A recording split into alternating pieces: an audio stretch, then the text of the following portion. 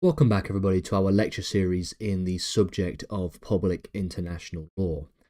The previous lecture was concerned principally with the historical development of international law, thinking about some of its earliest developments all the way back to the early colonial period, and taking us all the way through to the turn of the 20th century. And that's where we finished our previous lecture. We finished our lecture thinking about the turn of the 20th century and the beginning stages of the First World War. Now, in this lecture specifically, we're going to be concerning ourselves with modern international law. Now, what I've termed and deemed to be modern international law is really just a continuation of the historical development of the subject of the field, but really thinking about the 20th century, because a lot of things happened in the 20th century, and we're going to go through the 20th century in this lecture and end up at the turning point of the 21st century, where we finish thinking about the War on Terror. And then all the even more modern and even more recent developments in international law that we'll talk about, we'll examine for future reference when we think about the future of international law at the end of this entire course on the subject of public international law. So it's important to note that in this lecture what we'll do is a quick recap from lecture 2. We will explore the First World War, the Treaty of Versailles, and the League of Nations, the principal sort of institutional organization that existed between the two world wars, the interwar years. We will then think about the impact of the Second World War, the establishment of the United Nations, the post-war justice system, so specifically thinking about the Nuremberg trials as a major inflection point of the development of international criminal law specifically. We will think about the impact of the Cold War, the fall of the USSR, and the ways in which international law develops in the 1990s, before thinking about the impact of the War on Terror. There are a few things that we're going to miss throughout this series, of course, because this is a general introduction to the historical development of international law. Maybe in the future I will do an entire lecture series on the history of international law. Alternatively, I might just spend some time talking about the historical developments of particular fields of international law in those lecture series. So I will talk about the historical developments of international humanitarian law, for example, when we do a study on international humanitarian law specifically. Let's begin then with a recap and an introduction. And really what we finished in our previous lecture was the turn of the 20th century, the turn of the new century into the 1900s, and the beginning stages of the First World War. It's important to note that the First World War was one of the most important events for the state of international law, at least at the time, since it ostensibly led to the creation of a system of lawmaking and adjudication, a system that we actually rely on to this day, but we just rely on it in a different format and in a different mode. The sort of echoes of the League of Nations can be still seen in the development of the United Nations that we see at the end of the Second World War. But fundamentally, this system that is developed as the result of the First World War is a system which ultimately fails. And it would take a far greater and a far more impactful conflict to deliver a system of international law that we actually still rely on to this day and sort of holds out longer than the few decades that the League of Nations did. So the First World War itself was fought, of course, between 1914 and 1918, and it was principally a European war. With the support of course, European imperial subjects. So there is a sort of general focus that is associated with the continent of Europe when we think about the First World War, but this is not only the only location in which the war is fought, and it is not the only actors who fight in this war. There are also the considerations that we have to think about, that these are empires that are fighting, and empires, of course, have their own colonial subjects. Leading up to this conflict, then, European powers had been building up massive militaries in the years prior, with some founding states believing that there is this idea that national power is tied to military strength. For example, the reign of the German Emperor Kaiser Wilhelm II was very much situated with this belief that there is a clear link between military strength and national power. When we couple this with the establishment of two major European alliances, you have on the one hand the Triple Alliance, which represented Germany, Austria-Hungary and Italy, and then on the other hand you have the Triple Entente, which represented France, Russia and the United Kingdom. The stage would ultimately be set for the interweaving of each of these great nations into conflict with each other, and it is precisely because of these kinds of alliances that draws more and more empires, draws more and more countries into the First World War. But it needed a triggering event, and all that was needed was a triggering event, and this was something that takes place in 1914, an immediate match to light, if you will. And it came on the 28th of June 1914 with the assassination of the Archduke of the Austro-Hungarian Empire, Franz Ferdinand, who was heir to the Austro-Hungarian throne. The assassination of Archduke Franz Ferdinand in Sarajevo by a Bosnian Serb nationalist by the name of Gavrilo Princip. Given that there are multiple alliances structured prior to this event, and there is the promise of protection of, firstly, Serbia by the Russian Empire, there is the reliance on the German Empire from the perspective of the Austro-Hungarian Empire, it soon became a very broad, very global, and a very specifically European conflict. So with the support of Germany, the Austro-Hungarian Empire issued an ultimatum to Serbia. Now, this ultimatum was ultimately unsatisfactory. Arguably, it was demands that they knew they were never going to accept. This is sometimes known as the July crisis, the crisis of the month of July. And the reason for this is because ultimately Serbia accepts most of these terms, but they also want to essentially have these this sort of response be negotiated at some kind of international adjudication in The Hague. And essentially, the Austro-Hungarian Empire wanted a casus belli. They wanted a cause for war, and so they put terms down that were going to be unsatisfactory, that they knew they were never going to accept. And so what happens on the 28th of July 1914 is a declaration of war. A declaration of war which then sparks a chain reaction taking place, and soon both of the major alliances were all at war with each other.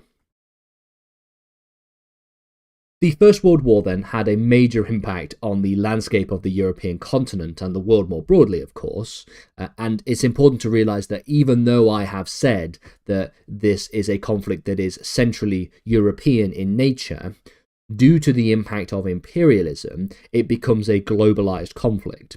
As Hawke notes, for example, although its origins were European, the war's global scope emerged due to combat on and over European colonies.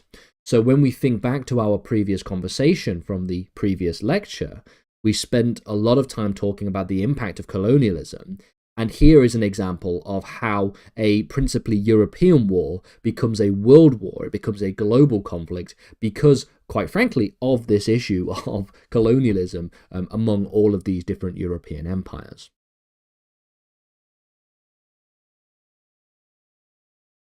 And so when we get through the First World War, 1914 passes, 1915 passes, 1916 passes, and then a number of events takes place in 1917 that shapes the ways in which this war is going to end and the ways in which states and nations are going to look after this war has come to its conclusion. The first of these are, of course, the Russian revolutions of 1917. The Russian Empire will collapse into revolutions.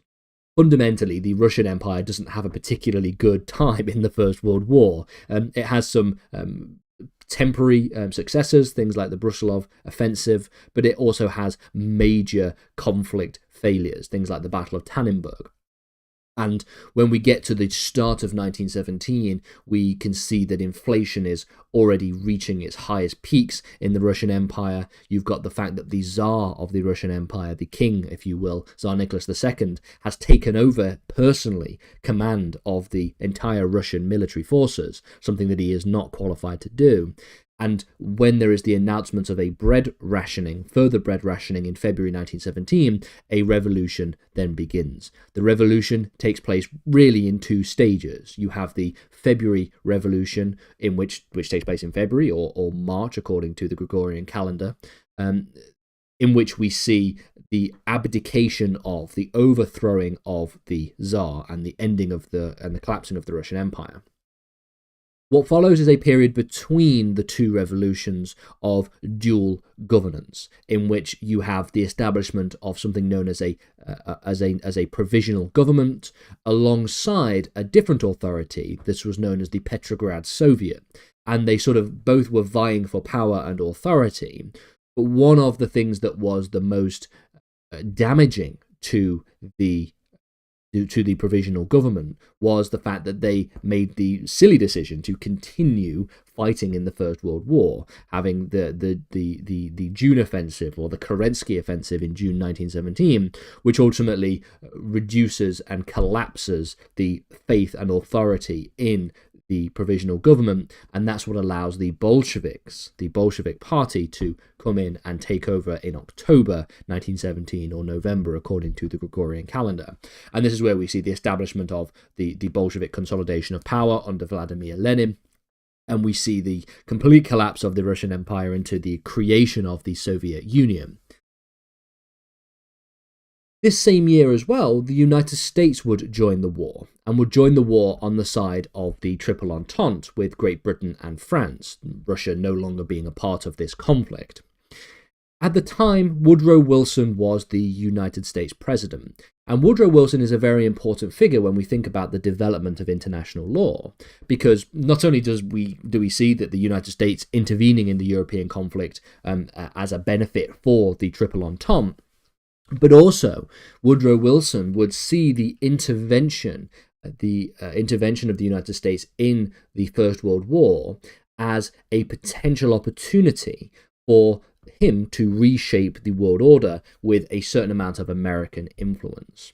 And so he aimed to create a framework for lasting peace after the war had ended. This is why he issued what became known as Woodrow Wilson's 14 Points, issued on the 8th of January 1918. Essentially, what the 14 points were a series of basic concepts and basic ideas for what a post-World War I world should look like.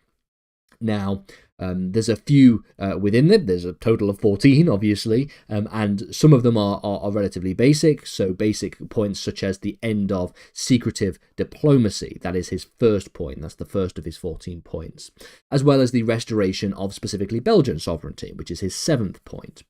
But there are also some really important ones as well, one of which is, of course, his 14th point, which states that a general association of nations under specific covenants for the purpose of affording mutual guarantees of political independence and territorial integrity to great and small states alike.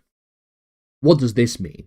Well, it's kind of fancy language, it's kind of sort of old, esoteric, archaic language, but it is essentially a declaration for the establishment, a desire for the establishment of a League of Nations, a international organization in which all nations of the world will be part of, to basically be able to do open diplomacy, to resolve disputes peacefully, and to essentially be able to shape the world through this kind of diplomacy.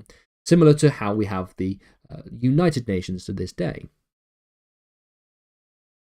So that is his major goal. His major goal is to see the establishment of a League of Nations.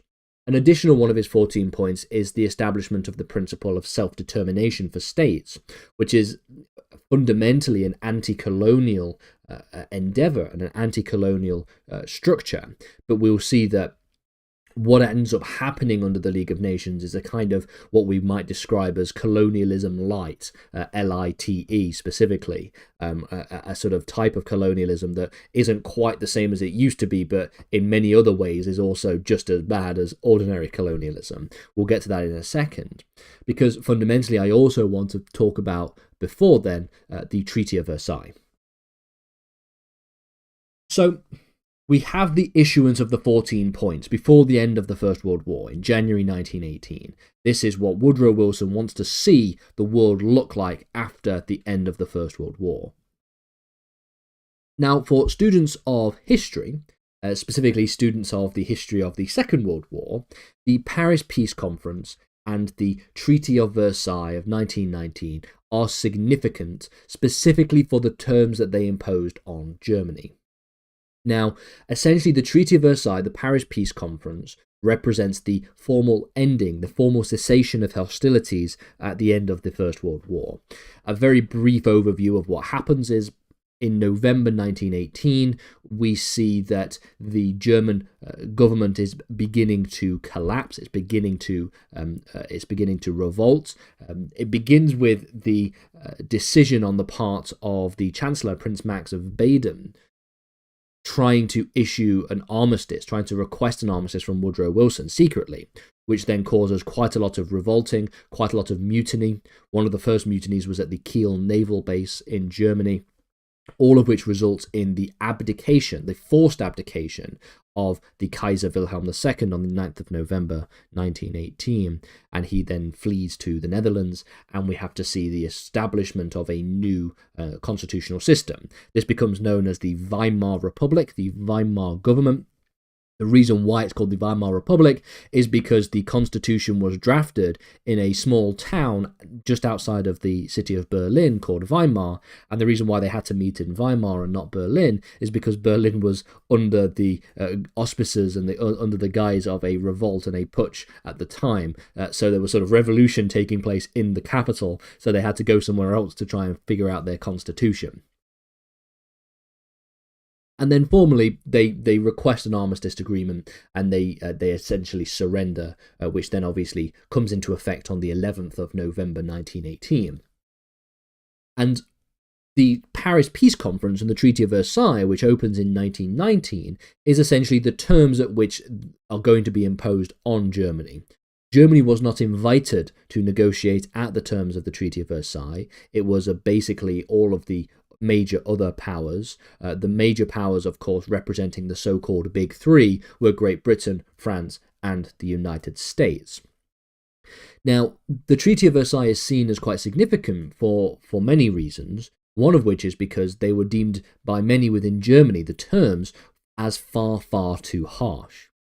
Now, this is, in my opinion, especially true of one particular clause, Clause 231, which is known as the War Guilt Clause.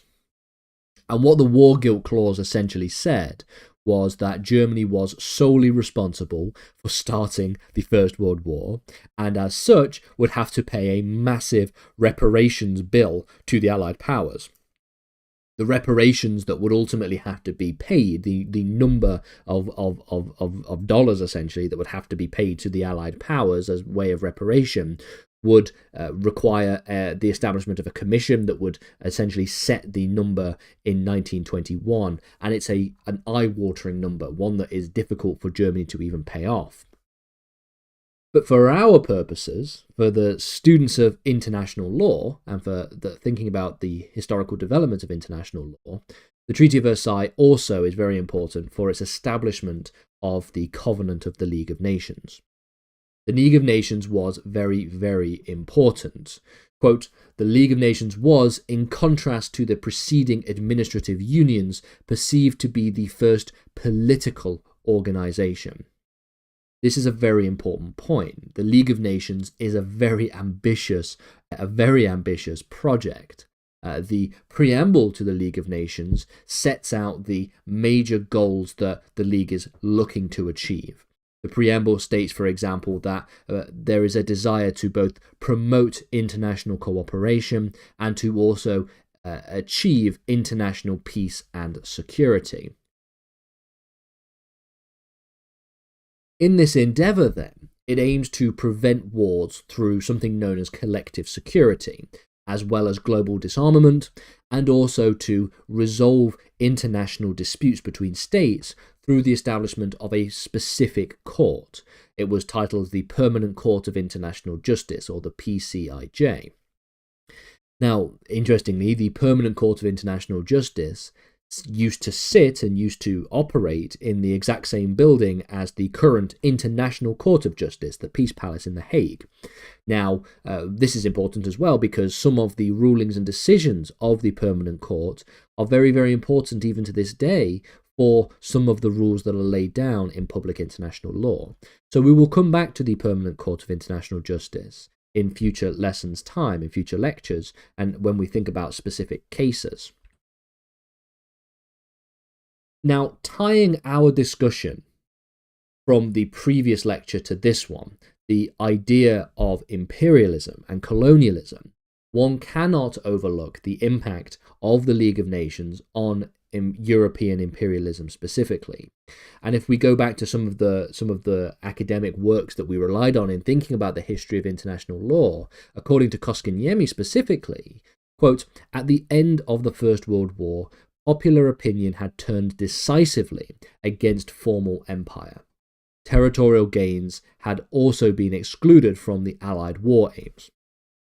So unlike conflicts that previously had taken place in the 1800s and prior even then, one of the war aims, or one of the spoils of war, let's just say, if for a winning power, might have been the colonial holdings of the defeated powers. Now, this was excluded explicitly in the League of Nations and through the Treaty of Versailles. And one of the reasons for this is because the United States, specifically Woodrow Wilson, believed in this idea of self-determination of all peoples. And so the United States represented almost a type of counterbalance against traditional imperialism, the traditional imperialism of European states. But this is not to suggest that there was the end of there was the end of imperialism. There was the establishment of decolonization after the end of the First World War. And the reason for this is because there was a problem. Ultimately, the First World War had destroyed a number of European empires. It had destroyed the Austro-Hungarian Empire, it had destroyed the German Empire, it had destroyed the Ottoman Empire.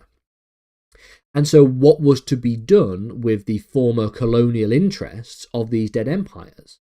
Surely the most progressive and the most in line with Woodrow Wilson's principle of self-determination would be the decolonization of these regions, the granting of independence to these former imperial subjects.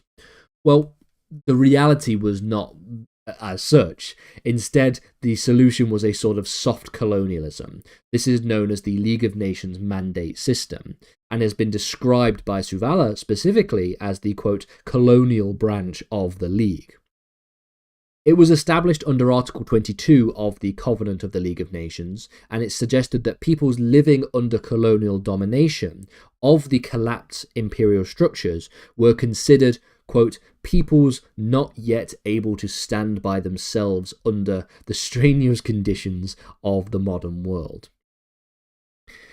This is, of course, a quote that definitely makes very clear the kind of mindset and ideology of this white imperialism. This idea of white imperialism had not gone away with the collapse of these major empires and the development of a major world war, nor had it become less palatable like the formalistic empires of old. It represented a standard of civilization.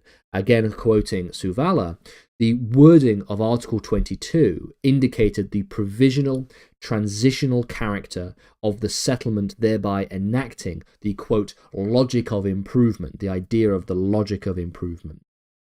The mandate system was not presented as an institution that would last indefinitely, but as a necessary intermediate stage for specific peoples who could not yet stand on their own. It's a very interesting structure. At no point in Article 22 and at no point throughout the sort of development of the League of Nations was it seen that the mandate system would be permanent, but it represents an intermediate state. It represents a sort of stage in between decolonization or independence or self-determination of native peoples, because it was seen that there is some kind of failure on the part of these peoples to be able to deal with the strains, the strenuous realities, the strenuous conditions of the modern world, if we are to quote Article 22 specifically. And this represents then the classic production of the so-called white man's burden, the sense that the so-called civilized had almost a moral duty to support and to look after the backwards, the undeveloped, the uncivilized peoples. They, according to the League of Nations, needed guidance, they needed support, they needed encouragement. Conveniently, this modality of support would be perpetuated through a legitimated form of colonial control and domination, established through an international organization. It's quite convenient for those imperial empires that still existed, Great Britain, France, for example, that they would essentially take on the so-called white man's burden through this basically soft form of colonial control and domination that is legitimized through an international organization. According to Mivelle, Article 22 was an admission that they could learn. The natives, it is claimed, have not yet learnt to stand by themselves. These categories through which the mandates were conceived undermined them by containing their own end. So fundamentally then, this question of colonialism will continue to exist, and it will continue to take place throughout the interwar periods. In addition to the continuation of colonialism by another name, Article 22 of the Covenant also introduced a sort of tiered system for the mandates. The mandates didn't just exist as one major system, it was actually divided into three different systems, three different tiers of mandates. The three tiers mandates looked a little bit like this. You had Class A mandates, which represented former Ottoman Arab territories in the Middle East that were considered to be closest to independence.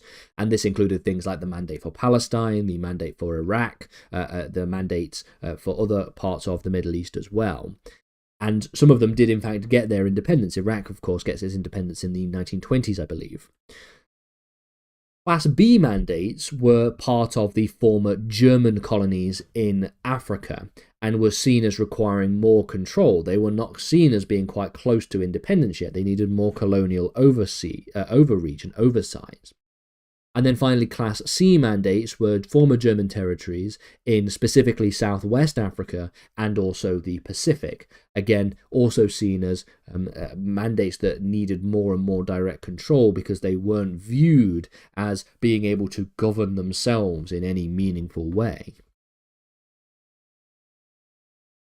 And so within this system, the quote-unquote mandatory powers, the colonial powers that would essentially take on the mantle of the mandates, that would control these territories, Great Britain and France specifically, were responsible for administering the mandates, for ensuring well-being and development for the inhabitant population, and to also, quote-unquote, prepare them for self-rule. The type class mandate that we're talking about would basically indicate how much preparation, quote-unquote, would be needed for these regions to actually be able to be granted self-rule.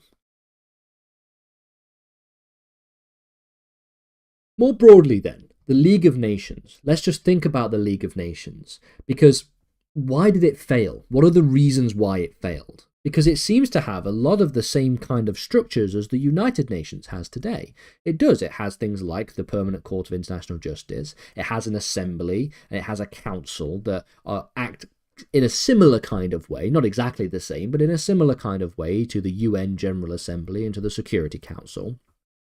Well, despite its ambition, the League of Nations was hampered by a number of really significant issues. So, firstly, the most important of these early significant issues is the fact that the United States fails to join. The League of Nations did not, in fact, manage to win over the support of the US Congress. The US Congress was, the Senate specifically, was particularly concerned with some specific provisions that were seen to be potentially overly burdensome. So provisions concerning the sort of territorial integrity of states and the sort of if there is a failure for the respect of that territorial integrity, it might bring other League members to have to involve themselves militarily in supporting their territorial integrity. And the Senate didn't quite like that. And given the fact that, according to the US Constitution, in order for a treaty to actually be ratified by the United States, it requires the consent of the Senate. This was a major problem. The US did not join the League of Nations. When put to the legislature by Woodrow Wilson regarding membership, the Senate refused to ratify the covenant. What followed from the perspective of the United States was essentially a 2-decade period of relative isolationism from world politics. They sort of insulated themselves away from the rest of the world. They didn't really do that much. They didn't completely isolate themselves, but it is sort of a period that is known as isolationism for the United States. It's a period that is also represented by quite a lot of internal domestic developments. You have the sort of Roaring Twenties. You have Prohibition and its revocation. You have the Wall Street crash, which we'll get to in a second. The Great Depression in the 1930s, and really the US comes back into the international sphere in a major way only in 1941 when they joined the Second World War. And from there, they become much more heavily involved in international affairs. Additionally, other countries, such as the Soviet Union, the newly founded Soviet Union, nor Germany, they were also absent from the League for the majority of its duration. Germany and the Soviet Union would later join the League of Nations, but then they would leave again not long after they join. At least at this initial juncture, at least as the year 1920 rolls around and the League of Nations is finally opening its doors for the first time, countries like the Soviet Union, countries like Germany, countries like the United States, importantly, are not able to join. They are not part of this new international organization, severely hampering its effectiveness. In addition to the failure to entice major powers, the League was also often hampered by a number of its sort of constitutional requirements. So the constitutional requirement for unanimous decisions among its members in the Assembly specifically was difficult, given that such a system inevitably led to deadlock, and it was an approach which made decisive action on major issues very difficult to achieve. This would be worse in circumstances where, of course, national interests of member states would conflict with the collective goals of the League itself. So if there is one country that has a national interest in maintaining the status quo, but the rest of the League believes that it is important for there to be some kind of major reform, it doesn't really matter because it requires unanimity. And so this unanimity requirement means that they could essentially deadlock the entire League of Nations and stop them from even getting about any kind of major reforms. Furthermore, where decisions would need to be taken, there is a lack of enforcement mechanism. The most powerful deterrent mechanism really was through economic sanctions. But because states like the US were not involved, and therefore were not obliged to adhere to these economic sanctions regimes, they were rendered relatively ineffective. If, for example, there is economic sanctions imposed by the League of Nations, but you could, as a country, just go and trade with the United States because they're not obliged to adhere to those sanctions regimes, then you're going to undermine the enforceability of the rules that you are setting within the League of Nations itself. Ultimately, though, these are teething problems compared to what ultimately happens in the 1930s.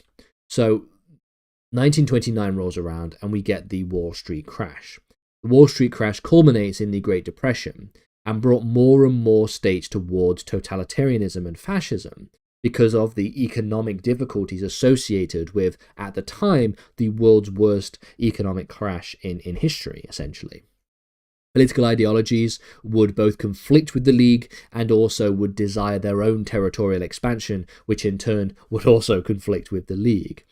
This is where the League of Nations would truly fail, because it ultimately failed in preventing aggression by its very aggressive members. For example, in 1931, Japan invaded Manchuria. This was a decision that went effectively unchallenged by the League of Nations. They issued something known as the Layton Commission and the Layton Report, which said all the right things but was very, very delayed. It didn't really recommend anything that would have any kind of teeth, and ultimately the Japanese delegation would storm out of the assembly and formally leave the League of Nations not long after the Manchurian crisis. In addition to this, when Italy invaded Abyssinia, modern-day Ethiopia, in 1936, we can see that a similar thing happens. A lack of response came from the League, and then Italy unilaterally withdraws in 1937. All of these things were rumbling in the minds of other authoritarian dictators during this time period. So, for example, Germany would leave the League of Nations in 1933, and when we think about the rise of Adolf Hitler in the late 1920s, early 1930s, the establishment of the Third Reich as a new regime, this becomes a major problem because Hitler is looking at the Manchurian crisis, Hitler is looking at the Abyssinia crisis, and is seeing that the League is not doing anything, and that the League is basically unable to do anything. And Hitler has his own ambitions. He wants to erase the Treaty of Versailles. He wants to unite German-speaking peoples across Europe. He wants to establish what is known as Lebensraum, living space, in the East. And in doing so, he starts to challenge a number of basic provisions of A, the League of Nations, and B, the Treaty of Versailles. One of the terms of the Treaty of Versailles was that the Rhineland, the area west of the River Rhine, on the west bank of the River Rhine, would be demilitarized, essentially creating a bit of a buffer zone between Germany and France. In 1936, while the whole world was looking at the Abyssinian crisis, Hitler rearms and remilitarizes the Rhineland. On a Saturday morning, they storm into the Rhineland, and it goes completely unchallenged by the League of Nations. In 1937, 1938, we see the annexation of Czechoslovakia through, firstly, the Sudeten crisis, and then secondly, through the full annexation of Czechoslovakia as well. In 1936, we see the Anschluss with Austria, a unification with the Austrian-speaking people, with Austrian peoples. And then on the 1st of September 1939, we see the invasion of Poland, which ultimately is the final act that represented the nail in the coffin for the League of Nations, and it also represented the final act that Hitler could get away with before there would be any kind of military repercussions. Essentially, the sovereignty of Poland was respected and represented as an ultimatum for the Allied powers, for Great Britain, and for France, such that if Hitler was to invade Poland, which everybody knew that he was going to by this point, it would invoke a world war. And that's exactly what happened, which triggered the beginning of the Second World War in Europe.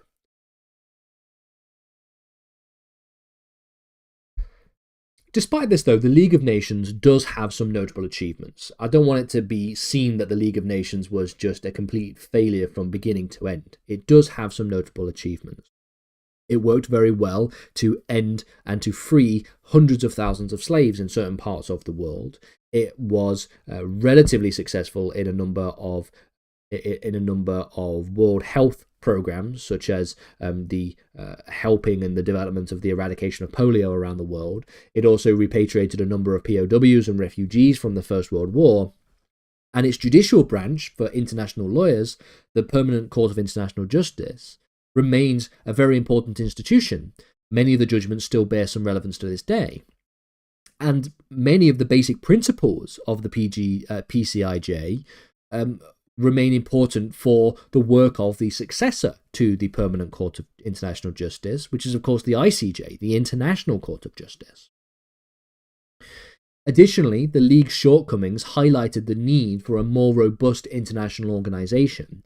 It might have been the case that if the Second World War never happened, the US might never have joined an international organization like the League of Nations or the United Nations. The United Nations might not have been the institution that it is today, one of the longest lasting and most impactful, without the work of and the ultimate failings of the League of Nations. Now, it's a very harsh price to pay, given that it required a world war, a second world war, and a number of horrific atrocities that take place therein for this to take place, to take shape. But it's perhaps why we have seen something of a reconceptualization of the years of the League of Nations in recent academic literature. Quoting again Suvala, quote, "The League of Nations has been synonymous with failure and irrelevance, not least because of its gradual demise during the 1930s and its failure to prevent the Second World War. Nonetheless, in recent years, there has been a revival of interest in the interwar period and a reassessment of the legacy of its institution." So ultimately, if we were to sort of conclude the League of Nations did fail. The main thing that the League of Nations was supposed to stop was another world war, and it failed to do that. But that's not to suggest that every single part of the League of Nations was a failure. But from now, let's think about some other more developments that we see after the failure of the League of Nations.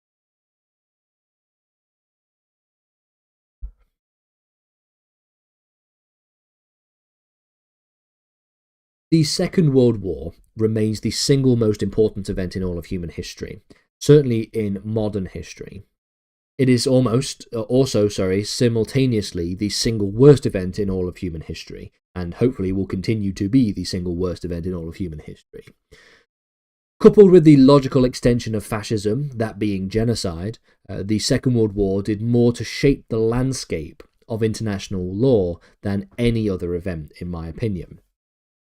The very outbreak of the Second World War itself was a representation of the failure of the international legal system at that time. It encapsulated the complete and utter failure of the League of Nations. One of the key rationales, as I've already mentioned, of the League of Nations was the establishment of a system to resolve disputes peacefully without the need to resort to war. Given that the Second World War was also the largest war in human history, it's fair to say that the League of Nations failed miserably in terms of that raison d'etre. Now, during the Second World War, between 1939 and 1945, it became clear that it became clear that a new set of international rules was going to be needed for when this war was over.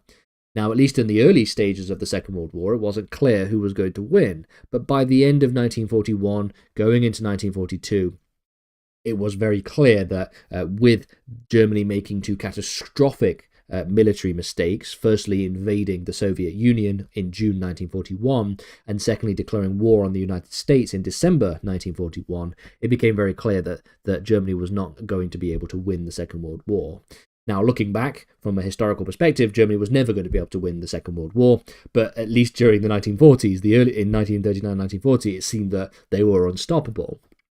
But fundamentally, it became very clear that there was going to be a need for a new system of international law when this war was over. And one of the earliest instances of this taking place was actually in June 1941, with the Declaration of St. James's Palace. This was one of the first ever Allied statements envisioning post-war cooperation. It was also a pledge of solidarity in fighting against aggression, and the declaration proclaimed that, quote, "The only true basis of enduring peace is the willing cooperation of free peoples in a world in which, relieved of the menace of aggression, all may enjoy economic and social security." Later that year, an agreement between the US President F.D. Roosevelt and the UK's Prime Minister Winston Churchill spawned what became known as the Atlantic Charter. This was before, in fact, the United States had formally joined the war, the Second World War itself. And it was also when the Third Reich was tearing its way through the Soviet Union. The Atlantic Charter essentially declared and affirmed a number of basic principles of human rights, which included the right of every people to form their own government, the right of equal access to raw materials, and the right for peoples to express territorial changes without having said changes imposed onto them by force. This was also the establishment of self-determination, which was originally elucidated all the way back by Woodrow Wilson in 1918 with his 14 points. If we see, for example, the work of Fitch, he says, quote, basically the Wilsonian view of self-determination as self-government was maintained, as exemplified in the Atlantic Charter of August 1941 between the United States and Britain, and afterwards signed by most Allied powers. The Charter only promised restoration of conquered territories, it did not cite self-determination. So we can see a sort of caveat that we have to think about as well, the sort of restoration of conquered territories, but it fundamentally is representative of this Wilsonian idea all the way back from the principles of the 14 points back in 1918, even if it did not specifically cite the words self-determination. After the United States was attacked at Pearl Harbor in December 1941, the formal decision to join the war was made, and on the 1st of January 1942, the Declaration by United Nations was signed. The Declaration by United Nations was a declaration, as the name suggests, which was signed by 26 Allied nations, with a pledge to fight against the Axis powers. This is significant because it was the first time anybody in a formal setting, in a formal declaration, coined the phrase United Nations in this context. But it wouldn't be until 1944 that the more formal process of establishing an organization that becomes the United Nations would take place. This becomes known as the Dumbarton Oaks Conference, and it takes place between August and October 1944. At this point, the war's victory is a mere formality for the Allies, and so they convened at the Dumbarton Oaks Conference, which took place in Washington, D.C., and the so-called Big Four, the United States, the United Kingdom, the Soviet Union, and interestingly China, that is often left out of these conversations, came together to draft the blueprint for a new global organization. The importance of China in these meetings is very, very interesting and somewhat contradictory. Firstly, China is an allied power during the Second World War. China suffers a great amount of loss during the Second World War, with the Second World War for China beginning in 1937 with the Second Sino-Japanese War, and suffering a loss of life that can only be compared against that of the Soviet Union. And on the one hand, China's involvement as one of the quote-unquote Big Four represents a major step in the growth of China as a global power. To quote Tang, for example, quote, besides concerning itself with international law, China's participation in this conference signaled its status as one of the Big Four. Furthermore, this significantly helped China to become a permanent member of the UN Security Council. So if we remember to our understanding of the United Nations, which we'll get to in a second in more detail, there is, as part of the Security Council, permanent members, the P5, 5 permanent members of the Security Council, and China is one of them. And it is precisely because of its involvement, China's involvement in these different organizational conversations, that brings China into the fold as a permanent member.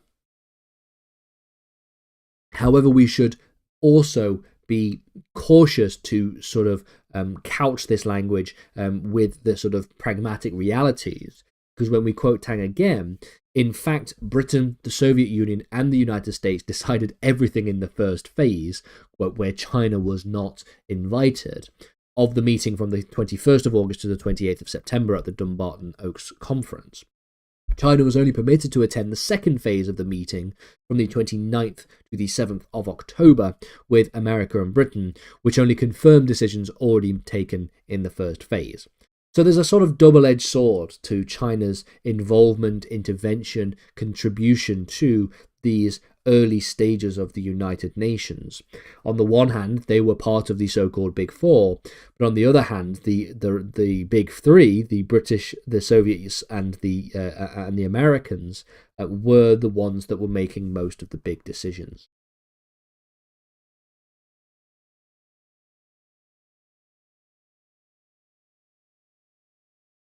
The United Nations then was established in a transitionary phase from war to peace during the Second World War. A lot of the groundwork for the creation of this new international organization would take place in the latter years of the Second World War. We have, for example, the United Nations Conference on International Organization, which took place between April and June 1945. It was here that, in San Francisco, 50 countries would work together to finalize what would be known as the Charter of United Nations, the UN Charter. The UN Charter itself would then become ratified and signed on the 26th of June 1945 and would then enter force on the 24th of October 1945, the formal establishment of the United Nations taking place along this timeline. The Second World War, for reference, ends in Europe in sort of May 1945 and then ends in the Pacific in the first week of August 1945, after the top dropping of the atomic bombs and the Soviet invasion. Now, the structure of the United Nations was slightly different to that of the League of Nations, but it's very easy to overlook this. It's very easy to overlook the similarities specifically, because there were similarities, and this is one of the things that we should think about when we examine the legacy of the League of Nations, because there are similarities, and it's the legacy of the League that, of course, informs some of the structural decisions that are made about the United Nations. Firstly, the United Nations ensured the inclusion of major powers within its organization.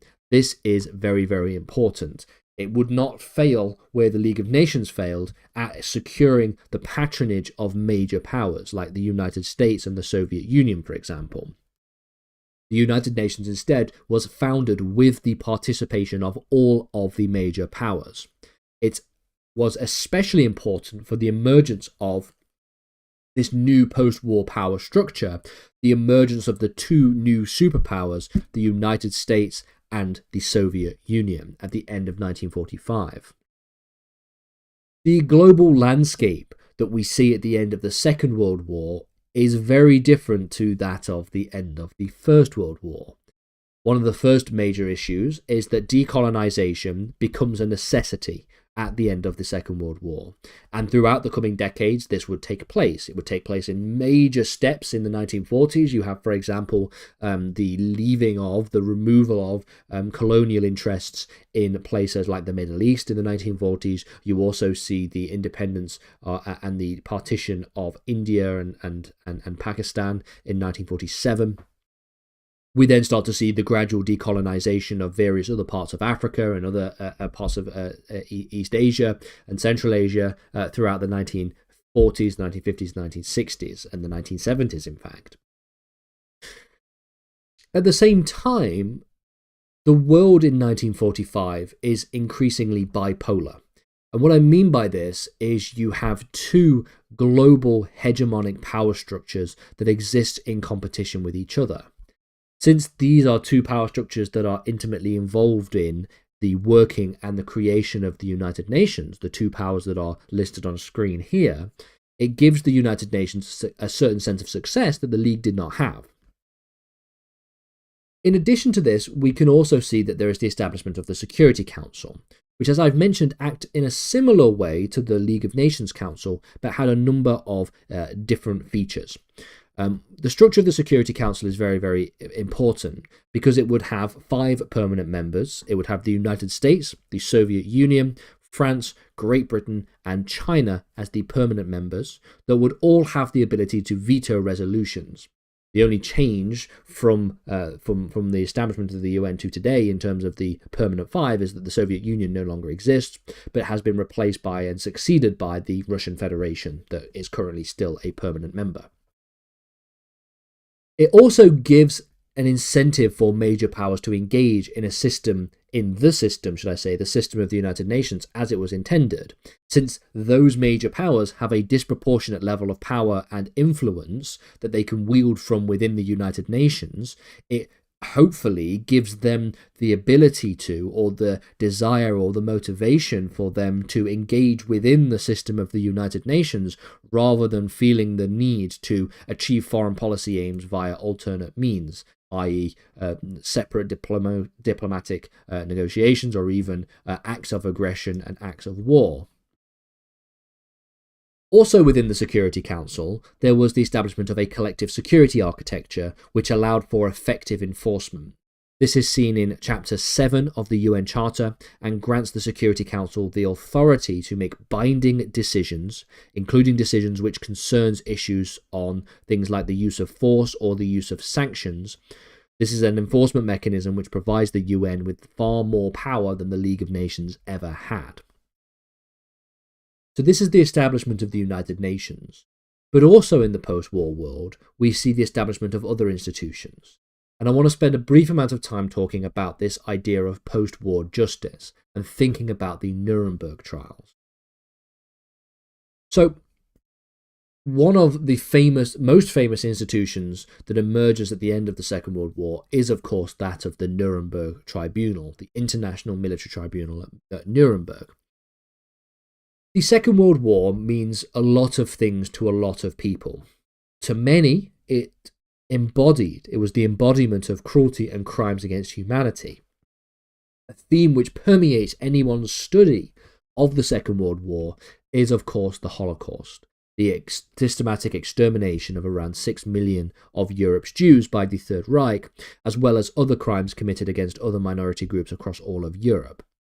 The significance of the atrocity called for international condemnation, and it called for a sense of justice for the many millions of victims who were lost. And so it was decided that a series of military tribunals would be established to deliver justice to those who had perpetrated these crimes, or to as many of them who are still alive and around who perpetrated those crimes as possible. They would later become known as the Nuremberg trials, of course, owing to their location, the city of Nuremberg, where they would be overseen by each of the Allied powers in the war. Now, one of the key issues immediately to cut through is this idea of individual criminal responsibility. This is a principle of international criminal law that is vital for its effectiveness, for its efficacy, and is also vital for the efficacy of the Nuremberg trials. These tribunals were established under the London Charter, which was an international agreement and had character of public international law. It was a public international law instrument. However, despite this, the main substance of the Charter was that it was going to apply to individuals involved in these acts, not to states. It became very clear, and a very important precedent that was established at Nuremberg, that it's not just states that can be found to have acted in violation of international criminal law. It is also individuals, people who actually carried out these atrocities. And this gives rise to this notion of individual criminal responsibility for international crimes. What are the international crimes, you might say? Well, these are identified in the London Charter and are cited as the jurisdiction of the tribunal. So we have, for example, crimes against peace, war crimes, and crimes against humanity, as well as, in addition to all of these, conspiracy to commit any of the above. That is cited as a sort of fourth crime that is cited in Nuremberg, in the London Charter. Now, 2 points should be referenced here. Firstly, contrary to popular opinion, the Charter did not include the crime of genocide as prosecutable under the jurisdiction of the tribunals. There's a few reasons why this is a thing that is often cited as existing as part of the Nuremberg trials. One of the reasons is because the prosecutors at Nuremberg would consistently reference the phrase genocide and use the word genocide throughout, but it was not part of the indictment for these crimes. This was something that the creator, by the way, of the crime of genocide, the Polish lawyer Raphael Lemkin, had rallied to include in the London Charter, but to no avail. Genocide was not included. If you want to know more about this, there is a whole book by an international lawyer by the name of Philippe Sands called East-West Street on the Origins of Genocide and Crimes Against Humanity. It's a very, very interesting read, and it gives a detail about the sort of the tussle, the sort of dichotomy that exists between genocide and crimes against humanity, and between the international lawyer of Raphael Lemkin and that of Herschel Ottopacht in terms of the sort of the advocacy for crimes against humanity versus genocide. The second point of note that I was going to mention here is that it's very interesting that the crime of aggression, defined as crimes against peace, was included in the Charter. This is interesting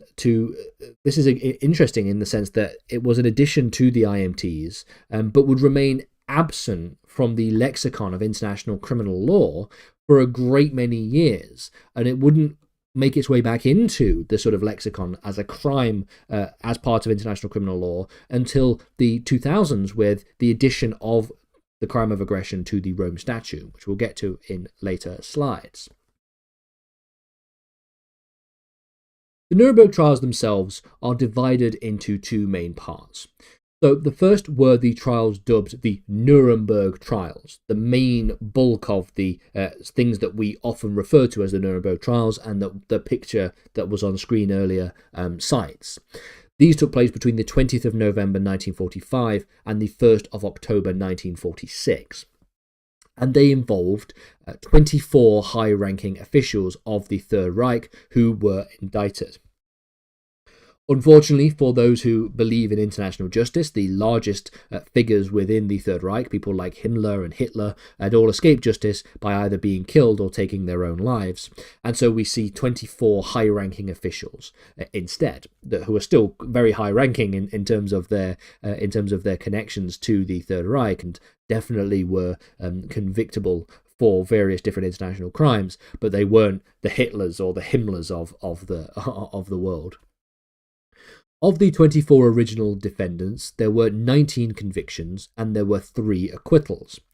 Of the 19 convictions, 12 would be sentenced to death, the rest being subjected to long prison sentences. The death sentences were carried out on the 16th of October 1946, and the only notable exception to this entire story was that of Hermann Göring, the former head of the Luftwaffe, the Third Reich's Air Force, who had taken his own life the night before the execution was due to take place. This was the main Nuremberg trials, but there was also a second stage in the process. These were the subsequent trials. Now, the subsequent trials were held between 1946 and 1949 and included a number of trials on the basis of different acts committed during the Second World War. You have, for example, the doctors' trials for the unlawful use of medical experimentation, as well as the Nazi T4 program. The T4 program was a sort of euthanasia program. You have the Einsatzgruppen trial, which was for the mass killings by mobile death squads. Essentially, the Einsatzgruppen were a series of, I believe, 5 major battalions that would essentially follow behind the Wehrmacht during the invasion of the Soviet Union, and they would go around essentially executing Bolsheviks, they would execute Jews, they would execute anybody who was seen as part of the sort of intelligentsia, and would carry out genocidal acts in Eastern Europe, contributing to the deaths of around 500,000 people. It was only because of the inefficiency and the psychological problems caused to members of the Einsatzgruppen squads that we start to see the establishment of a more systematic and more efficient method of killing, which is, of course, the use of the gas chambers and the death camps, which will only come into practice after the Wannsee Conference in early 1942. And sort of contributes to the global development of the Holocaust as the crime that it eventually becomes. And you also have the High Command trials for the trials of senior military leaders. So what is the legacy of the Nuremberg trials? What can we say about them? Well, firstly, it sets the precedent for the establishment of a new body of international law, international criminal law. Now, while international criminal law sort of existed as a type of legal adjudication prior to Nuremberg, with things like the crime of piracy, being quite old in and of itself, the way in which we understand international criminal law today, the kind of things that we understand about ICL today, really has its origins in places like the Nuremberg trials and the subsequent Tokyo trials that take place as a result of Japanese atrocities committed in the Pacific. Despite taking a real absence during the Cold War, with the fall of the Soviet Union and the ethnic conflicts that we see in the former Yugoslavia and Rwanda in the 1990s, which we'll get to in future slides, we can see that the body of law that is ICL becomes very, very important, and the legacy of Nuremberg provides an avenue for that legal administration of these different kinds of issues. Nuremberg is also vital because it also provided a method for documentation of the crimes of the Nazis. It helps provide a historical record, education, and memorialization of the Holocaust, all of which is very, very, very important.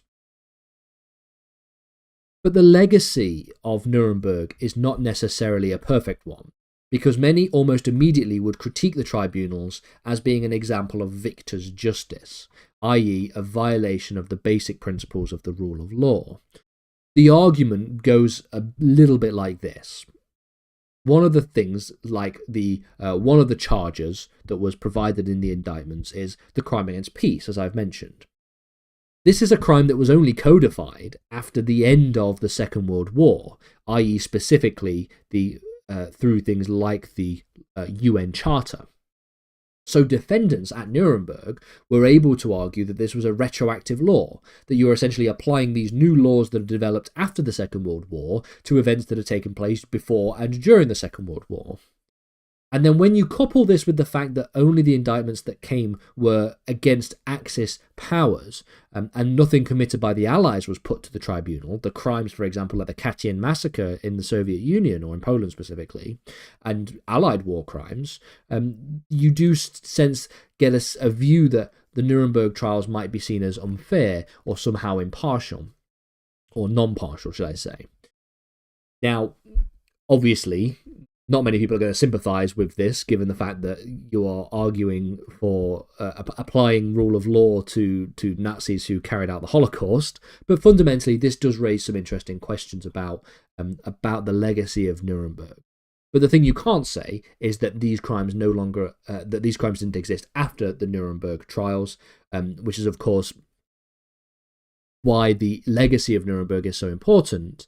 Because it provides us then with a legal justification and a sort of framework, a sort of architecture for the establishment of these international organizations, with things like the Yugoslav Tribunal and the Rwandan Tribunal, and then ultimately the International Criminal Court in the 1990s.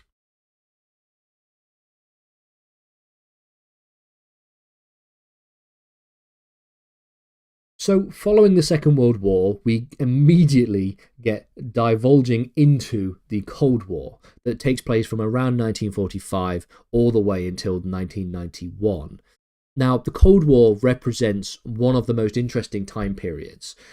From the perspective of international relations, so not thinking about international law, but international relations for a second, the Cold War sees the emergence, should I say, of two global hegemonic superpowers that then establishes what we know to be a bipolar world.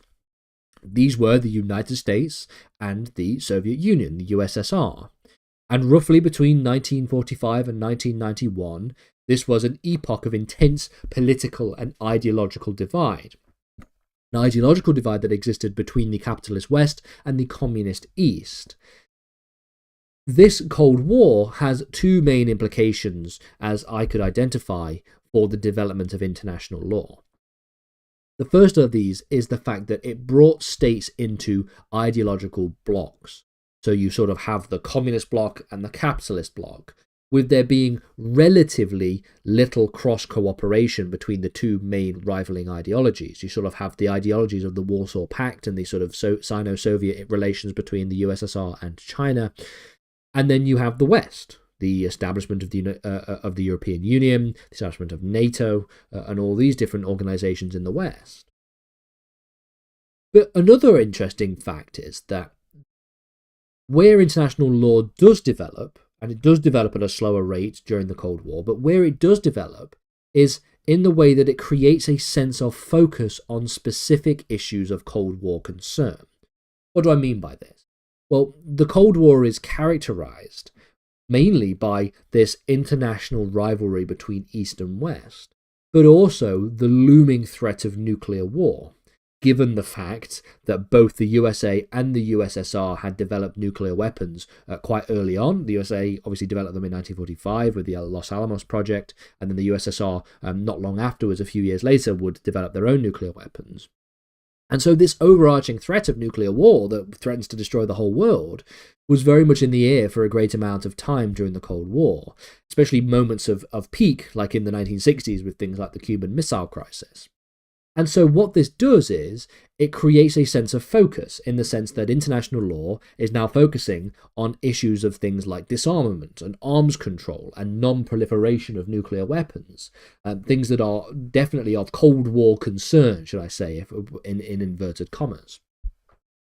And so what we see here is that a system of international law becomes relatively stagnant during this time, especially compared to the immediate aftermath at the end of the Second World War. And we can see this in the ways in which, for example, the UN Security Council operates. Quote, legally, their rivalry, the rivalry between the US and the Soviet Union, with Great Britain and China also chiming in as well on the Security Council, their rivalry actually paralyzed the UN Security Council, owing to crisscross votes. The crisscross vetoes specifically, should I say. Eventually, the bipolar system was somehow challenged by the non-aligned movement, a group of developing countries that considered themselves not formally aligned with or against any major power bloc. This is a development that is often not cited as being important, but it is very important, that during the Cold War, you have East and West, and then you have a sort of third movement that begins to grow, the non-aligned movement. Countries like the country of Yugoslavia, for example, many countries in the Middle East, like Egypt, become part of this non-aligned movement that sees themselves as not being part of the West or the East, as sees themselves as being independent, not formally aligned with or against any major power bloc. Although it should be noted that many of the members of the non-aligned movement ultimately find themselves within the broader Soviet sphere of influence, despite saying and claiming that they are not formally aligned with any major power bloc. So international law is relatively stagnant during the Cold War, but there are some developments, and I'm going to spend the next slide thinking about what those developments look like. The first we can see is in the field of human rights, international human rights law. We finally see, for example, the implementation of the Universal Declaration on Human Rights. The UDHR is an important document that was established in the 1940s, but it is not a legally binding document. It is the Universal Declaration of Human Rights. It's not a treaty, it's not a convention. And so it was adopted just as the Cold War was getting underway, but provided a base point for both sides to claim legitimacy in terms of human rights protections. But its implementation into actual treaties that could then have actually legally binding status and could actually be able to provide human rights to individuals around the world would have to come later on, and would come later on with the ratification of both the International Covenant on Civil and Political Rights, the ICCPR, as well as the International Covenant on Economic, Social and Cultural Rights, the ICESCR. These become known as the sort of twin covenants, and are both adopted in 1966 and would come into force a decade later. The importance of the twin covenants is that they reflect the practical realities associated with the implementation of human rights. Because while the UDHR was seen as a sort of revolutionary declaration on human rights on an international level, the actual legal application of said rights would require the implementation over further decades. The actual difference between declaring human rights, the UDHR declares the existence of these human rights, and then actually rolling up your sleeves and implementing those as an actually enforceable, legally binding set of treaties, are two different matters and clearly require a lot more time, a number of decades in between each one. The human rights development also embodies the split between civil and political rights on the one hand and economic and social rights on the other, with the Western world during the Cold War being more eager to bind states to civil and political rights, and the Eastern world being more eager to bind states to economic and social rights. Just an interesting development there. Furthermore, we can obviously see that nuclear weapons, as I've mentioned earlier on, becomes a very key point of inflection for international legal development because they become very important, because the threat of nuclear war is just too big to have to deal with. And so, in 1968, for example, we see the Treaty on the Non-Proliferation of Nuclear Weapons. Nuclear weapons, by this point, are a strict reality. It's impossible to develop a system in which nuclear weapons could be phased out of existence entirely, at least at this point in history. And so the best the world would be able to do is try and make its reduction take place as much as possible, reduce the number of nuclear weapons as much as humanly possible, and also to reduce the number of states that have nuclear weapons as much as humanly possible. And the Non-Proliferation Treaty was a framework to try and restrain nuclear proliferation. Non-nuclear states would promise not to acquire nuclear weapons, while nuclear powers would promise to disarm their nuclear weapons and to sort of lower the temperature down on the number of nuclear weapons that existed. The main reflection we can take away from this agreement is that of the existential threat that was posed by nuclear weapons. And ultimately, the sort of framework that is developed and established is this idea of a collective security framework, where countries that are part of, let's say, the Warsaw Pact or NATO would be able to rely on the global power of these nuclear states for their own sovereignty and protection. For essentially, if a country is attacked, if a NATO country is attacked, they can trigger Article 5, which is this sort of attack on one is an attack on all provision. And that brings in nuclear states. And so it reduces the need for these other states to have nuclear weapons, because you can just think about this idea of a so-called nuclear umbrella in which major nuclear states are able to protect smaller states, if need be, by using nuclear weapons. Now, later on in the Cold War, further disarmament and non-proliferation agreements would also take place. There is a sort of period of détente, and then there is a period in the 1980s as well that takes place that sees, for example, the Intermediate Range Nuclear Forces Treaty, the INF Treaty, as well as the Strategic Armed Reductions Treaties, the START treaties.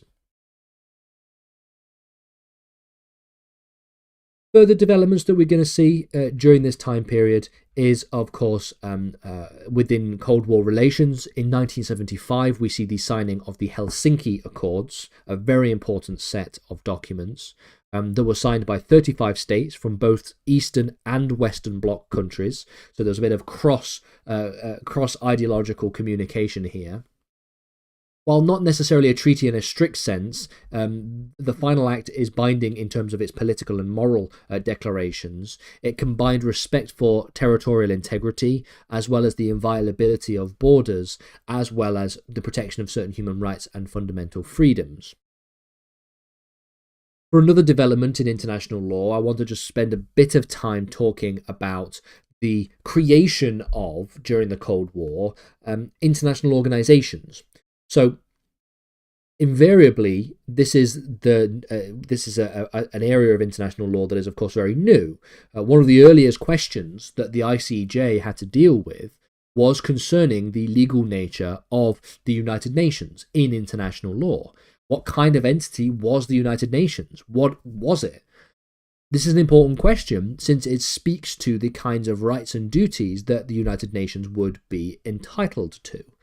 The court found, in one of its earliest cases, in the advisory opinion, an advisory opinion on reparations for injuries suffered in service of the United Nations in 1945, that the United Nations is a subject of international law and is capable of possessing international rights and duties, and that it has capacity to maintain its rights by bringing international claims. This is a very important case, and it does set a very strong precedent for the status of international organizations in this newly formed establishment of international law. Now, we'll get to this in more detail when we think about the relationship between states and international organizations, so if you feel like we haven't gone into this in enough detail here, we will do in future lessons' time. But for now, I want to move on to thinking about the 1990s. So as you can imagine, it goes without saying that the end of the Cold War, the collapse of the Soviet Union and the USSR, and the ending of the Warsaw Pact is a pivotal moment in the development of international law. With the collapse of the Soviet bloc in 1989, many geopolitical constraints that had previously existed during the Cold War that we have just mentioned began to loosen. And what this allows for in the 1990s is a surge in multilateralism, a surge in international community between multiple states in creating global organizations. When we couple this with the growth in technology and the driving of globalization in terms of economics, communication, and environmental interdependence, we can see that the 1990s is a period of rapid development of international law. Unfortunately, the 1990s also is a period of severe humanitarian crises, two of which we will look at, but there are others that we could have explored here as well. And the difference is that unlike the Cold War, which also had humanitarian crises, you had, of course, the Korean War, the Vietnam War, you have the Soviet invasion of Afghanistan, you have the conflicts in places like Cambodia, the Cambodian genocide, for example, conflicts between in India and Pakistan and Bangladesh. Unlike those humanitarian crises during the Cold War, the humanitarian crises of the 1990s sparked something more of an international response and showed the kind of things that international law was capable of achieving. I want to begin, though, by thinking about how the United Nations saw the 1990s in 1989, at the point at which we were seeing the turn of the decade. What did the UN General Assembly say about the 1990s? Well, in November 1989, they passed General Assembly Resolution 4423, which declared that the 1990s would be the United Nations decade of international law. It had a very simple aim: to promote acceptance of and respect for the principles of international law, to promote peaceful settlement of disputes, encourage progressive development and codification, and encourage teaching, study, dissemination, and wider appreciation of international law. So they're going into the decade of the 1990s with quite a lot of hope and positivity, as it seems. So in what ways were they successful, or shall we say, predicting correctly the development of international law? Well, on the one hand, we can see that there is a greater amount of codification of international law than at any other time, except for that of the 1940s and the 1920s specifically. So since the 1940s, the 1990s is the greatest amount of international development of international law. But problematically, this is also a time period where we see major conflicts that require an international response, that requires a sense of international justice. And I want to begin by thinking about the International Criminal Tribunal for the former Yugoslavia, the ICTY. So, as a basic background then to the Yugoslav wars, prior to the 1990s, the country of Yugoslavia was a federation of 6 separate republics. That were still federated together as part of a single state that was Yugoslavia. These were Slovenia, Croatia, Bosnia and Herzegovina, Macedonia, Serbia, and Montenegro, with the addition of 2 autonomous provinces located in Serbia, the provinces of Kosovo and Vojvodina. Now, political tensions will increase with the death of Tito in 1980. And when we couple the death of Tito, the dictator of the Yugoslavia, with a combination of economic decline, nationalism, and religious diversions, the region would then start to break up and will descend into a variety of conflicts in the 1990s. I'm just going to very, very briefly go over these conflicts. They're very, very complicated, so I'm not going to do it justice enough. There are a number of books that I'll put in the description if you want to read about the history of the former Yugoslavia and the breakup and the Yugoslav wars. But suffice to say, as a sort of brief overview in this already very long lecture, Slovenia would declare independence on the 25th of June 1991. And in response to this, the Yugoslav People's Army, that is abbreviated to the JNA, would attempt to reassert control over border crossings. This was the first instance of what was ultimately relatively brief but localized fighting, and ultimately resulted in the withdrawal of the JNA. So that was the first sort of part of this conflict. That same year in 1991, Croatia would also declare its independence. Ethnic Serb minorities who were supported by Serbia and the JNA within Croatia would start to resist and take parts of the Croatian territories, control of parts of the Croatian territories. A stalemate would begin to ensue, with civilians being displaced and cultural heritage being destroyed between 1991 and 1995. Again, we're seeing a breakout of conflict. The most violent of these episodes, and the part of this conflict that most people will be familiar with individual events taking place therein, was probably the Bosnian War that took place between 1992 and 1995, when in early 1992 a referendum on independence would lead to a declaration of war. We see that within Bosnia, Bosnian Serbs, with the support of Serbia and the Yugoslav army, would resist calls for independence. And the reason why we mention this one is because, of course, this is the conflict where we see some of the worst atrocities of the whole war. So, for example, the siege of Sarajevo takes place in this conflict. So too is the establishment of a number of detention and torture camps, as well as the infamous Srebrenica massacre. Now, again, that's not to suggest that there wasn't atrocities and ethnic cleansing and mass violence taking place in places like Kosovo and in places like Croatia during this time period as well. That definitely was the case. It's just the more famous events that most people in the West tend to know about, things like the siege of Sarajevo and things like the Srebrenica massacre, takes place in this particular part of the conflict. But overall, if we were to summarize the Yugoslav wars, this series of conflicts, should I say, saw some of the worst atrocities committed in Europe since the end of the Second World War.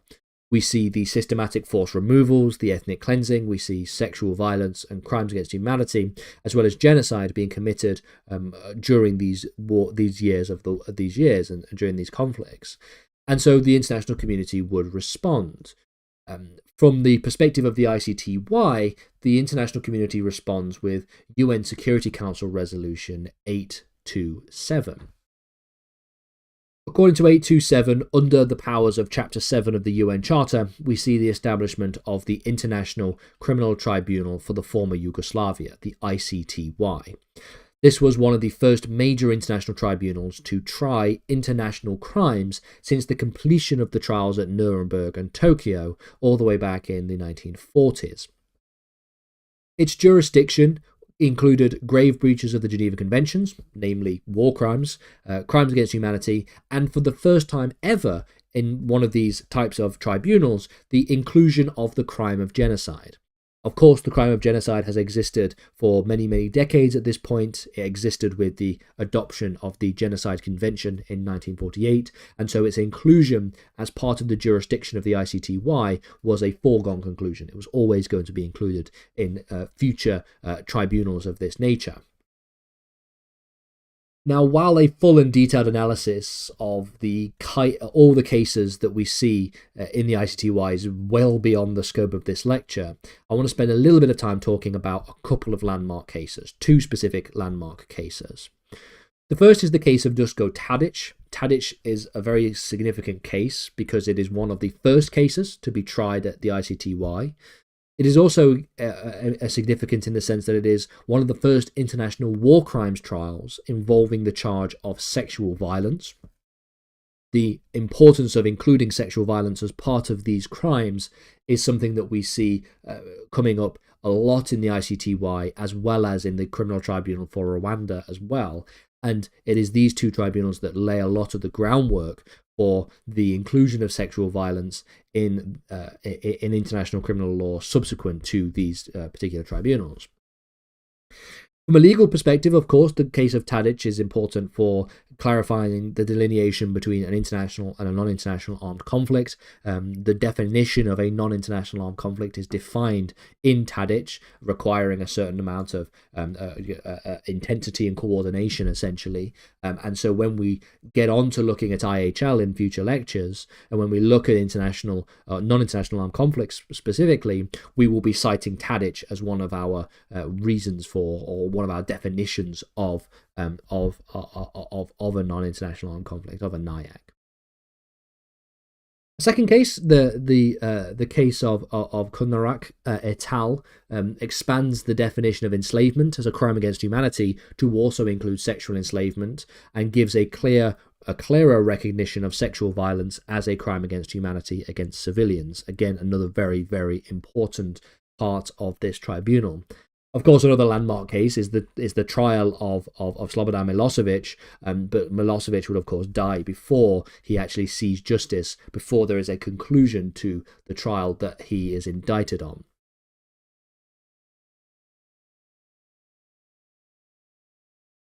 Now, in terms of another major event, of course, the International Criminal Tribunal for Rwanda, I'm going to spend some time talking about here. I'm going to spend a little bit of time talking about the Rwandan genocide very, very briefly, and then think about the tribunal itself. So again, as a background to the Rwandan genocide, the country of Rwanda in Africa, prior to the genocide, existed as a colonial holding. It existed first under German rule and then existed subsequently under Belgian rule. Within Rwanda, there are two main ethnic groups, the Hutus and the Tutsis. Now, the use of and the delineation between these ethnic groups are utilized heavily by colonial powers to shape, to harden, and to institutionalize their differences and to stir up racial hatred. There isn't actually that much evidence that there are two major distinct ethnic groups in Rwanda. Most of the sort of differences between Hutus and Tutsis in Rwanda were created by and were sort of exemplified by the colonial powers. Belgium, for example, would utilize identity cards, measurements, and other kinds of markers to try and formalize and to try and sort of entrench the divisions between these two different ethnic groups, and to basically use these groups against each other to try and maintain control. After independence was achieved in the 1960s, we see a shift in political power in terms of the structure of the region. Hutu political dominance would often be accompanied by discrimination and by violence against the Tutsi minority. In the early 1990s, the Rwandan Patriotic Front, which was a group that was largely composed of Tutsi exiles who were living in Uganda, would launch an invasion of northern Rwanda. This invasion of northern Rwanda is very important because it signifies an importance in terms of the presence of the United Nations in this region. A ceasefire would be negotiated with the Arusha Accords of 1993, but the Arusha Accords were a relatively uneasy peace, and a peace in which many Hutu extremists would oppose. The triggering event for the genocide, however, would take place on the 6th of April 1994, when we see the shooting down of a plane carrying the Hutu president of Rwanda and the Burundian president as well. Both of these presidents were killed in the crash. Now, the shooting down of this plane is very, very interesting in the sense that there is no definitive conclusion as to who it was who shot down the plane. Some, of course, blame it on the Tutsis. Others suggest it is the Hutu extremists. What we do know is that within hours of the crash, the Hutu extremists used it as a pretense to launch a series of reprisals, beginning in the city of Kigali with a number of killings of Tutsis and moderate Hutus, but then spreading rapidly across the country. Now, we have a lot of evidence to show that this sort of act of genocide was not something that just came out of nowhere with the shooting down of this plane. Hutu extremists had been importing weapons and had been stirring up violence through various different media and radio transmissions prior to this event. So there is a certain amount of pre-planning that took place. But what we do know is that within 100 days, between April and early July 1994, it is estimated that around 800,000 people were systematically murdered, often with clubs and machetes. These were mostly composed of Tutsis and moderate Hutus, and the international response during the genocide, during the 100 days of genocide, was very limited. The UN was always in Rwanda. The UN assistance mission for Rwanda, which I mentioned was important for the Arusha Accords because they were deployed following the Arusha Accords to monitor the peace process. The problem with the UN assistance mission for Rwanda is that its mandate was weak. It did not allow for a direct and robust intervention, nor did they have enough resources to properly prevent genocide from happening. In addition to the UN assistance mission for Rwanda, there were a number of Belgian UN peacekeepers who were unfortunately killed in the murdering of the Prime Minister of Rwanda, and that then forced and brought the country of Belgium to withdraw the rest of their forces from the region, making it even harder for there to be any kind of prevention of genocide. Now, ultimately, when we think about the UN assistance mission for Rwanda, one of the problems that we have is, of course, they did basically all that they possibly could to try and save as many lives as possible with their limited mandate, their limited resources. And so a lot of the time we don't give the UN assistance mission enough credit for the kind of work that they did, nor do we give the Red Cross the kind of credit because they also never left Rwanda. And the reason for this is because, of course, they were unable to prevent a genocide from taking place. But it's important to remember as well that when we measure the number of lives that are saved by people like the UN Assistance Mission and the Red Cross, it's a very difficult thing to estimate. It's very easy to know how many people were roughly killed. 800,000 were systematically murdered. But it's hard to know how many people would have died had the UN and had the Red Cross not have been present. That's a difficult counterfactual we can't really know. So the sort of, in terms of this specific UN assistance mission, there is of course a certain amount of credit that needs to be given. But for the UN more generally, of course, they spend the 100 days refusing to acknowledge the acts of genocide taking place and refusing to intervene in any meaningful sense. The genocide only ends with the Rwandan Patriotic Front gradually resuming military engagements and taking over Kigali in July. And it was only really towards the end of the genocide that the more robust response came from the United Nations and the international community. And this is seen in specifically UN Security Council Resolution 955 of 1944, which establishes the International Criminal Tribunal for Rwanda. It establishes the ICTR with jurisdiction over the crime of genocide, crimes against humanity, as well as serious violations of international humanitarian law, similar kinds of crimes to that of the ICTY. There is a greater amount of focus on the crime of genocide in Rwanda, in the Rwanda Tribunal, because this is fundamentally a genocide, whereas in the ICTY there are genocidal acts that take place. And there are but there are also violations of IHL, and there are a lot of war crimes that take place as well. With Rwanda, we're talking a lot about specifically the crime of genocide. Now, again, while there are a number of legal developments that take place, this is a very important tribunal in the sense that it adds a lot of meat to the bones, if you will, for some of the procedural and factual delineations for the crime of genocide itself. So, for example, the Akeshu case in 1998 establishes that rape and other forms of sexual violence can constitute genocide because they will satisfy the actus reus of causing serious bodily or mental harm to members of a group. So even though sexual violence isn't specifically defined in the crime of genocide, it is found there as one of the acts of genocide if it is, of course, committed with the intent to destroy in whole or in part that particular group in question. A further example of a very important case is the Kambanda case of 1998, because this was the first example of a former head of state, this person being Jean-Paul Kambanda, being tried and convicted of genocide. A very, very important case. Of course, a case like the Milosevic case would fail to achieve that kind of conclusion, because, of course, Milosevic dies before he is able to face justice, as I've mentioned already. The work of the 1990s shows essentially that international criminal law is capable of establishing real justice for victims of major international crimes. And it provides the impetus for the creation of a more permanent court that would have jurisdiction over all members who sign up to it, not just having jurisdiction over a particular set of acts within a particular time period. And so in 1995, the United Nations General Assembly creates the Ad Hoc Committee on the Establishment of an International Criminal Court.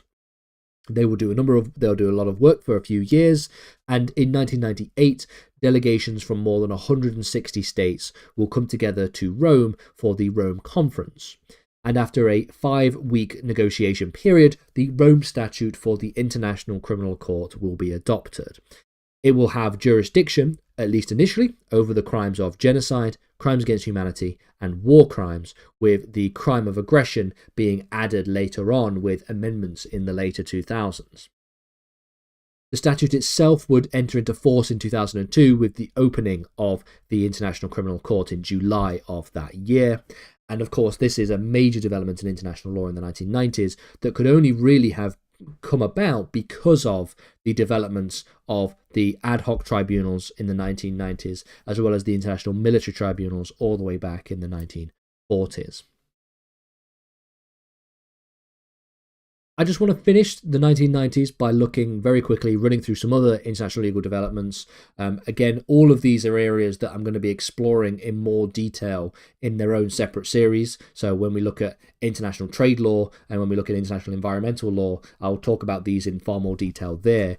But a very quick, in the field of international economic law, we see the major development of the establishment of the World Trade Organization with the conclusion of the Uruguay round for the General Agreement on Tariffs and Trade. In 1994, we see the creation of this new institution, the WTO. The WTO would prove to be, at least initially, and at least for a great many years, a success. It represented a central pillar of international law, and it established a robust dispute resolution mechanism that would not necessarily favour powerful states over weaker ones, something that powerful states didn't quite like, hence why we no longer have such dispute resolution mechanisms. But more on that when we look at trade law in the future. In the field of international environmental law, we can see that there is the 1992 Earth Summit, more commonly known as the UN Conference on Environment and Development, which adopted something known as the Rio Declaration. In 1997, you have the Kyoto Protocol for the UNFCCC, which sets a number of targets for greenhouse gas emissions. It's also an agreement which increased attention to a number of very foundational principles of international environmental law, so the polluter pays principle, for example, and the precautionary principle. Again, more on this in future lessons for international environmental law specifically. And so I just want to conclude by citing again Fossarelli, in looking at the history of international law in the 20th century, by citing the sort of a culmination of the sort of ways in which the world looked like, how the world looked in the fall of the Berlin Wall. And they say, quote, "With the fall of the Berlin Wall in 1989, the ending of the Warsaw Pact on the 1st of July 1991, and the dismantling of the Soviet Union in December 1991, as well as the marginalization of the Global South in international decision-making processes, the West, led by the United States, now the only remaining superpower, emerged as the key agenda setter in the international arena. A belief spread that a new world order based on democracy and the rule of law was surfacing." Now, this idea of democracy, the rule of law, respect for international institutions and the international legal system, of course, sparks all of these different ideas about the so-called end of history, the writings of people like Francis Fukuyama, for example, in the 1990s. With the fall of the Berlin Wall, with the collapse of the Soviet Union, history is no longer, and we're now moving into this world in which unipolarity shows that liberalism ultimately wins and respect for international law ultimately is established. Now, this, of course, will run into a major problem when we think about the early 2000s. And I want to finish on the early 2000s because ultimately, like I said at the start of this lecture, the events that we see in the very modern period, the coronavirus pandemic, the war in Russia and Ukraine, the genocide in Gaza, these are events that I want to think about when we look at the future of international law, because these are events that some of which are not resolved at the time of recording. So I want to think about them in more detail, future lessons. So I'm going to finish by thinking about the war on terror and thinking about the invasion of Iraq and thinking about the problems that this brings to the global system that we currently live in. Now, ultimately, on the 11th of September 2001, the world will witness a series of 4 coordinated Islamist terrorist attacks against the United States. The attacks were carried out by the organization known as Al-Qaeda, and a total of 19 terrorists would hijack 4 commercial airliners. Of these 4 commercial airliners, 2 of them will be flown into the two twin towers of the World Trade Center in New York, pictured on screen right here. A 3rd will be flown into the Pentagon in Virginia and cause a massive explosion there. And the 4th would never make it to its destination. I believe the 4th was destined to go to the US Congress or the White House, but it would crash in Pennsylvania as the result of a passenger revolt, killing everybody on board. After these attacks, then, the United States initiated its so-called war on terror. It argued for the rights of self-defense in international law against non-state actors, namely the groups who were responsible, and this was in fact the only time in all of history so far that the famous Article 5 collective security provision was triggered by a NATO member. It was triggered by the United States in response to this war on terror. Now, a number of things takes place as a result of the war on terror. The first is the invasion of Afghanistan, and the second is the invasion of Iraq. Potentially the most widespread impact of on international law was this invasion of Iraq in 2003. Now, Suvala ultimately encapsulates the international legal trouble with the invasion of Iraq with the following quote. She says, quote, "On the 20th of March 2002, the United States, the United Kingdom, and their coalition partners launched a military attack against Iraq and quickly overthrew the government of Saddam Hussein. They did so after they failed to secure a UN Security Council resolution that would explicitly authorize the use of force under Chapter 7 of the UN Charter. After this failure, the United States and the United Kingdom justified their actions with a complicated argument involving a combination of UN Security Council Resolution 678 and 687 and 1444, and the assertion that Iraq was in material breach of its disarmament obligations of the ceasefire regime established by Resolution 687. Now, what's really important to recognize is that the invasion and subsequent occupation of Iraq represents a greater threat to the system of international law than most people realize. The legality of the intervention was debated, but the majority of scholars today and international lawyers today conclude that this was an unlawful use of force. And it is these justifications, the justifications for the use of force, that provides the backdrop for some of the problems that we are now facing today in international law. And this is really where I want to finish this incredibly long lecture. Because one of the issues associated with debating the legality of the invasion comes from the myriad hodgepodge of justifications presented by the US and the United Kingdom in the first place. According to Kritiotis, for example, it's small wonder that Operation Iraqi Freedom, the operation that sought the invasion, the intervention and overthrow of Saddam Hussein in Iraq. It is small wonder that Operation Iraqi Freedom has earned the ignoble reputation for its cognitive stew of justifications for intervention, or, truth be told, of possible justifications for intervention. Here lies the source of much of the confusion that has riddled assessments of the lawfulness of Operation Iraqi Freedom thus far. A confusion derived from the failure to discriminate between legal and political justifications for intervention and between ascribed and actual legal justifications pleaded in the formal sphere of state action. The importance to realize is that things like Operation Iraqi Freedom, events like the unlawful invasion of Iraq, and the sort of hodgepodge of legal justifications as I've described it here, in an attempt to sort of basically throw as much at the wall as possible or to see what sticks in terms of legal justifications, provides other states, it provides non-Western states with their own legal justifications for their own use of force in aggressive ways. What happens is the unlawful use of force and the crime of aggression taking place under the pretense of some kind of lawful activity. You throw enough justifications, you send a letter to the Security Council that explains using 10 different reasons for why your actions are lawful, you can see that this results in people arguing about the potential legality of an operation that is ultimately just the crime of aggression. And we can see that Western states, Western powers did this in the early 2000s with the invasion of Iraq. And now non-Western states, traditional enemies of the West, let's say, are now using similar kinds of methods, modalities of justifications for their own use of force. Justifications similar in nature, for example, were used in 2022 with the Russian invasion of Ukraine. The Russian Federation, just like the US and the UK, made a hodgepodge number of arguments for invasion.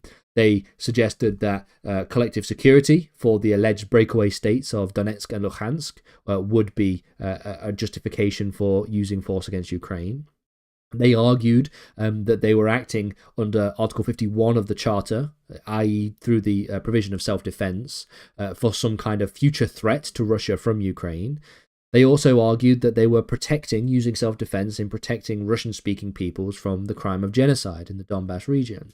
Again, throwing a number of justifications against the wall to see what sticks. The State of Israel, similarly, in a very recent action in 2025, through the use of force against the State of Iran, again went to the Security Council with their letter to justify their use of force and threw a number of arguments at the wall to see which ones stick, none of which are very, very convincing, but all of which provides a murky legal world in which people can try and provide a pretense for legality and justification and ultimately render the international system of preventing the use of force a moot point, given that you can essentially throw enough information at the wall and somebody will go out there and try and provide some kind of legal justification for it. But as I've mentioned, those are things that we're going to talk about in future lectures. So I hope you've enjoyed this lecture. I've provided here some sources and citations of sort of broader, further reading on public international law. All of the quotes that I've used are, of course, cited on the screen when I used them. And I'll see everybody back in the future lecture when we start in lecture number 4, talking about the relationship between international law and international relations.